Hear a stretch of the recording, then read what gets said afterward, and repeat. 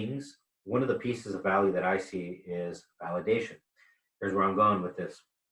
I have a little theory, and I'm just going to go ahead and share it. And I could understand why it wouldn't be a popular one, but I'm not scared to share it. So here it is.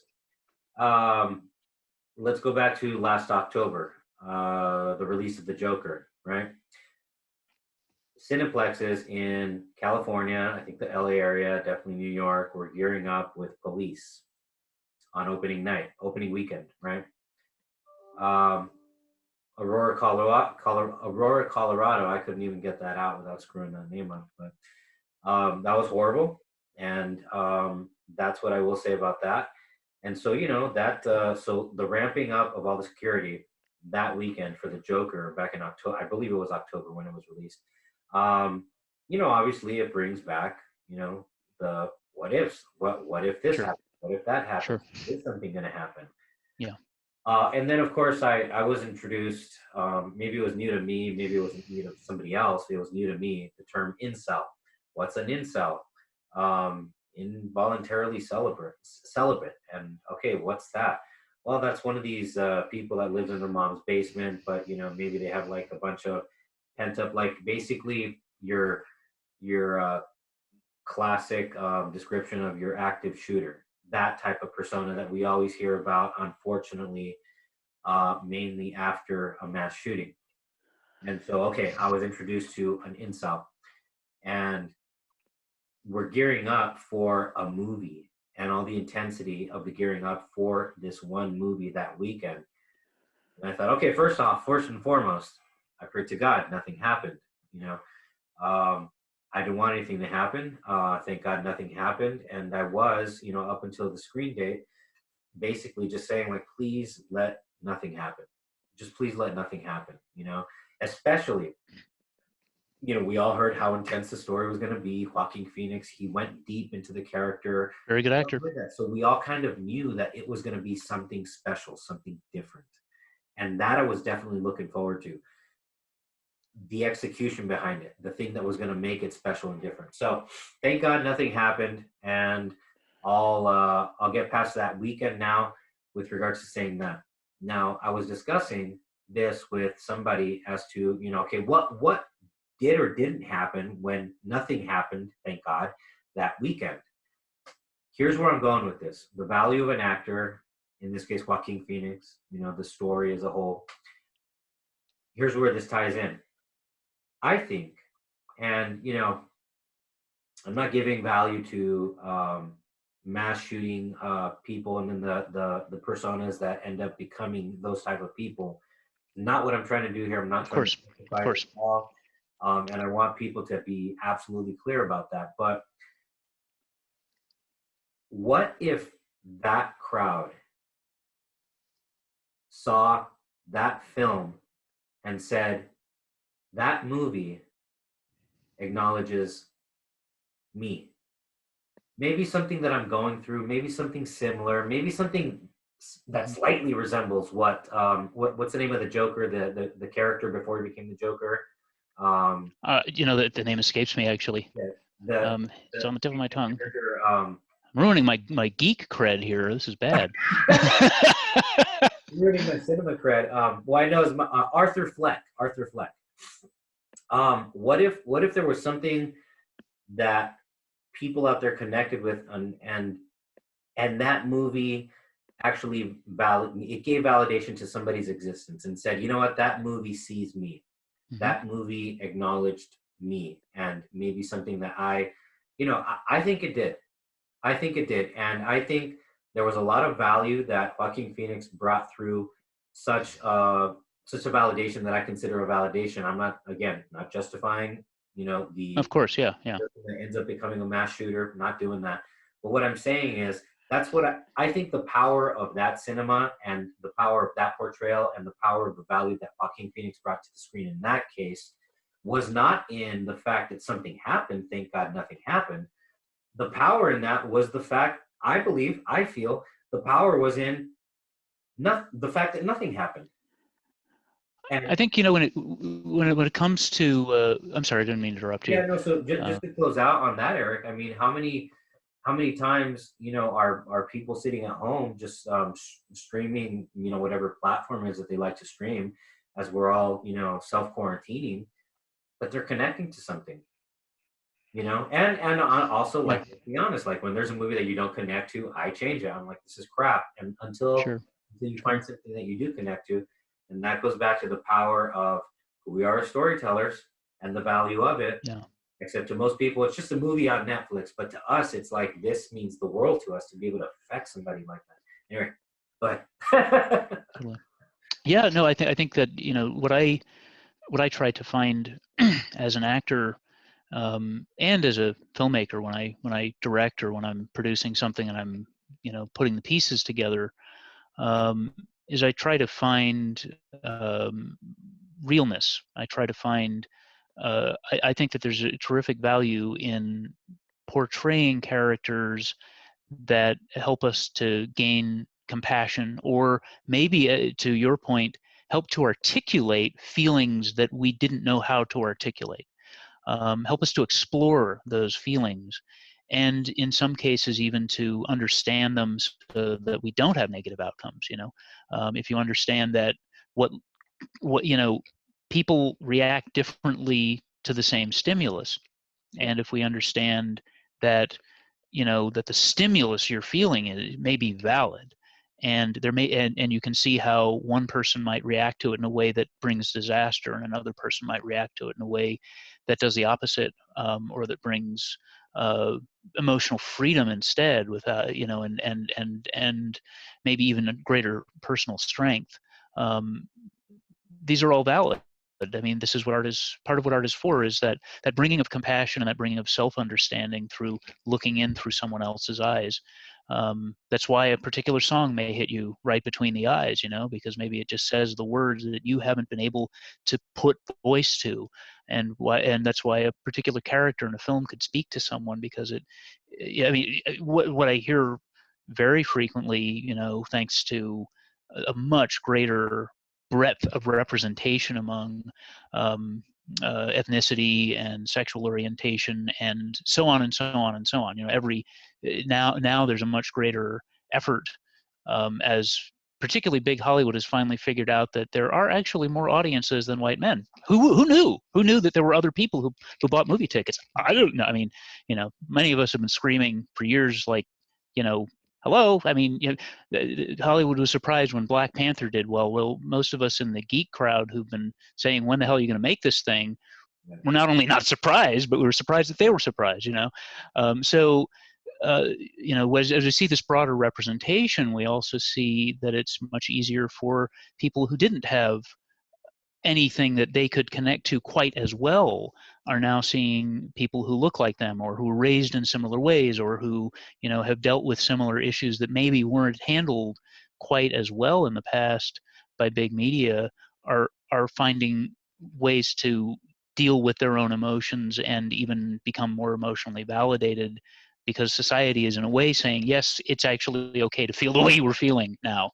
And that's just all part of the beauty of what we're allowed to participate in. I think validation is a good word to throw into the mix, because the whole Joker thing is a thing that I've honestly, you're the second person I've ever spoken to about this, because I know it.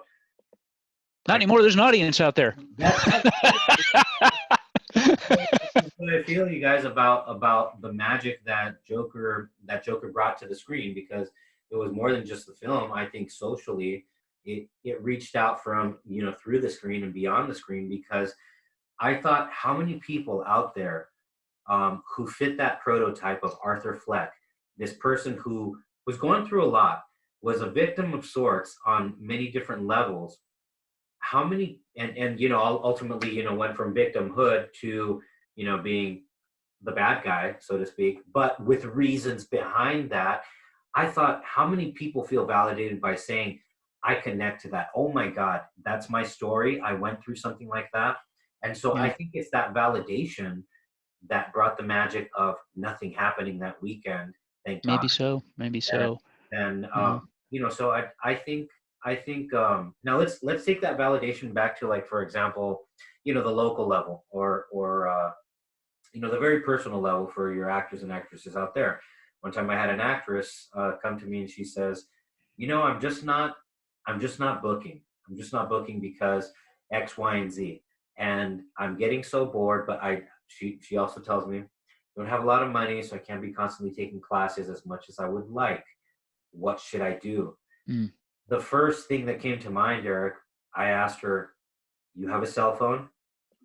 Prop it up in front of the window, okay?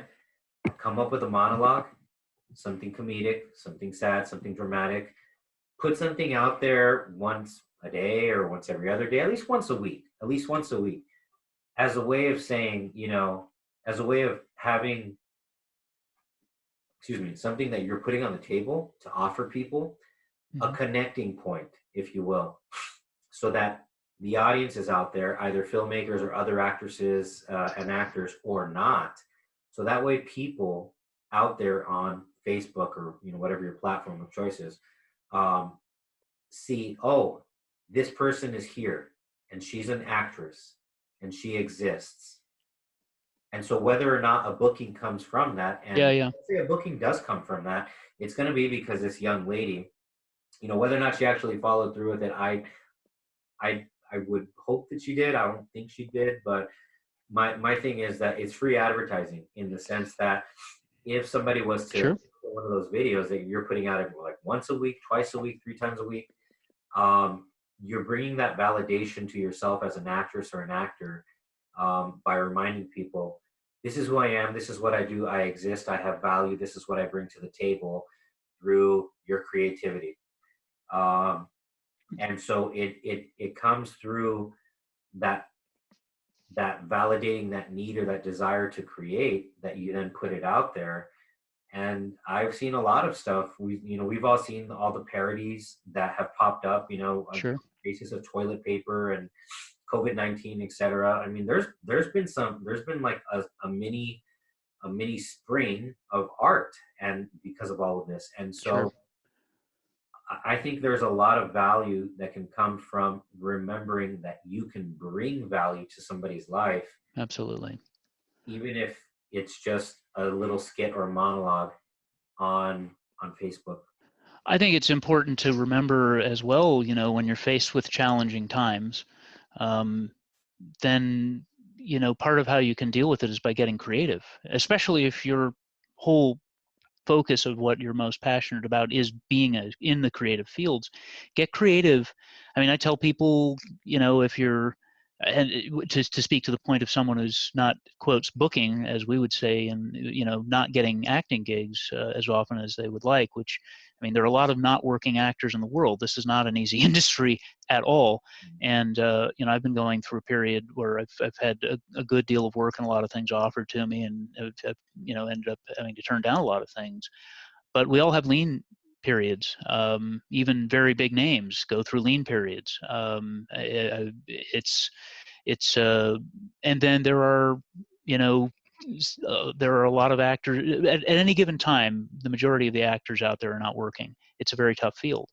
But that being said, as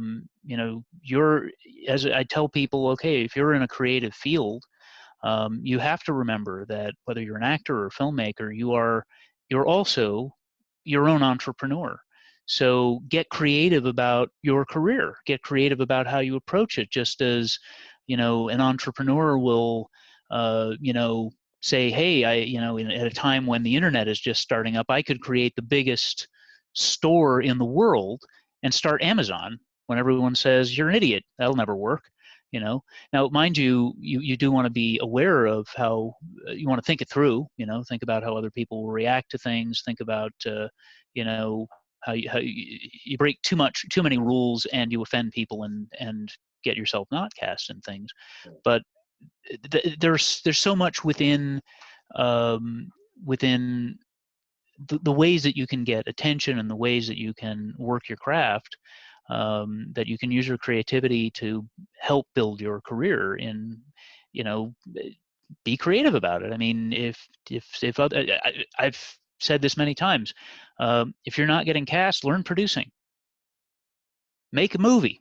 And there was a time, I remember the time when there were actors who became directors or producers, and they kept it very hush hush because it was just not done. You weren't really supposed to cross those lines. And there was a period where some well-known performers started to become more and more public about the fact that they were producing. And suddenly, you used to hear casting directors many moons ago say, if you're an actor, stick with being an actor. Don't mess up your brand. And now they're saying, if you're an actor and you're not creating your own content, what's wrong with you? Yeah. Well, somebody was doing that when no one else was doing that, and it was successful, and that's why everyone's doing that. Yeah. So now that everyone's doing that, figure out how you can put your own unique stamp on it. And if you don't have the skills, there are lots of places to get those skills. Likewise, if you feel that you need training as an actor, make that a priority. And don't take every class. If you take every class, you'll do nothing but take classes. But find a class or a teacher or a set of teachers or books or whatever you can get your hands on that will help you to increase your knowledge and experience, and work that. If you don't have it, get creative on how you get it. Yeah. And to your point of creating your own content and bringing that type of value to the screen, if at the very least it's your cell phone screen, and Yeah. you're recording your own little skits, and you're posting those, and you're just sharing them with your local world, or within your sphere. Back to this young lady, she said, well, I'm something of a writer too. And I said, really? I didn't know that. I would have never imagined that. And she said, yeah, I've dabbled in it before, but she explained to me the roles that she is offered are, she has moved on them, but the thing is that she doesn't feel that they are roles that really let her shine and do what she feels she can actually offer the world. And I said, that's probably your cue from God, the universe, etc. That's probably your cue to write that monologue that you do feel will let you shine, that you Well said. will let you Well said. Why not? what kind of value you can bring. And so, again, I don't know that this was like a one-time conversation. I don't know if she ever took me up on that point either. But the thing is that, Eric, I mean, you know my body of work and whatnot, but all of that has come from, these are works of value that, not necessarily monetary value, but definitely cultural and creative value that I have wanted to see. And so, I said, no one else is going to write this type of story. So yeah, I enjoy your work quite a lot. What's that? I enjoy your work quite a lot, in fact. Eric, I appreciate that. But here's my point. I had to bring my own value to the table, and I love it when actors and actresses, get in front of a camera, like this guy who did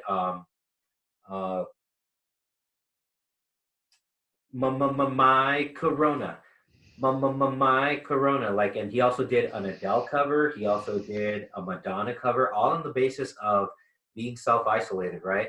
And then at the end of, I think, the Vogue, strike a pose and whatnot, like, I couldn't figure out what his background was, bro, because it was like, maybe the shot was right about here, wasn't too open. You know what it was, Eric? What? He lifts up his kid, right? And then he's holding his kid right here. Hey, did you enjoy that? Like a little cute little blooper afterwards, like, like his son had been there with him. The shot is wider. Eric, that was a shower curtain behind him. Yeah. No, there's lots of tricks. I mean, yeah. He is bringing his YouTube channel, and more importantly than that, the world.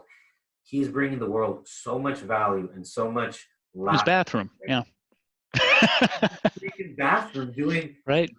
Strike a pose, what, I don't know the song, dude, like Madonna, right? Vogue. And so and then he did another one where he's like up against one window. I got a window right here that's I'm pointing at. And so and he did Adele's Hello, except he does this hilarious rendition on the basis of toilet paper, COVID-19, etc.